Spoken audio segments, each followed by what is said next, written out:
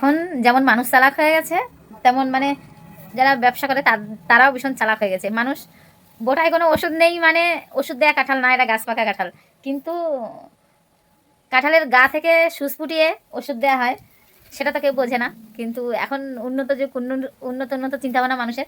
আমি ভেবেছিলাম বোটায় ওষুধ দেওয়া নেই, মানে ওষুধ দেওয়া নেই, কিন্তু কাঁঠালে পুরো ওষুধ ওষুধ দেয়া। তোমাদের আমি দেখাচ্ছি, ওষুধ না দিলে গাছ পাকা মানে খেচুড়ি পাখি গেল তো। আরে, আর সত্যি কথা বলতে এবছরের এই প্রথম কাঁঠালটা খাবো, এর আগে কোনোদিন আনা হয়নি। এটাই এনেছে, এখন সবাই মিলে এখন খাবো। তাই দেখা যাক মিষ্টি কি কি ব্যাপার। মা তো ভিডিও অন করা মিথ্যা কথাও তো বলতে পারে, দেখি আমি, দেখা যাক। আমি সত্যি কথা বলবো, রিভিউ সত্যি সত্যি দেবো। দাদা দেখে টাকা ভালো দেখে দেবা। যা আঠা, ওই আঠা দেখলে ভয় লাগে। পুরো খাজা ক।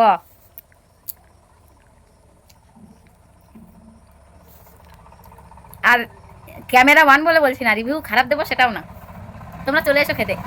এত সুন্দর মিষ্টি আর এত সুন্দর খাজা খাজা কোয়াগুলো। কে কে কাঁঠাল ভক্ত অবশ্যই জানিও। আমি আবার কাঁঠালের দানা ভক্ত বেশি।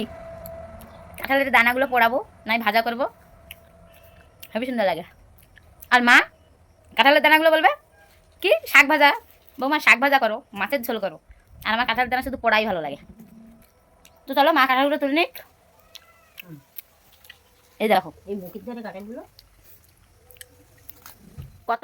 আগের একটা ভিডিওতে মাকে আমি বকাবকি করেছিলাম, তাই অনেকে কমেন্ট করেছিল তুমি খারাপ বউ, মা শাশুড়িকে বকো। মার কোনো বক্তব্য আছে? তুমি তো ক্যামেরার সামনে সাধু, একদম ভদ্র নম্র একটা মহিলা।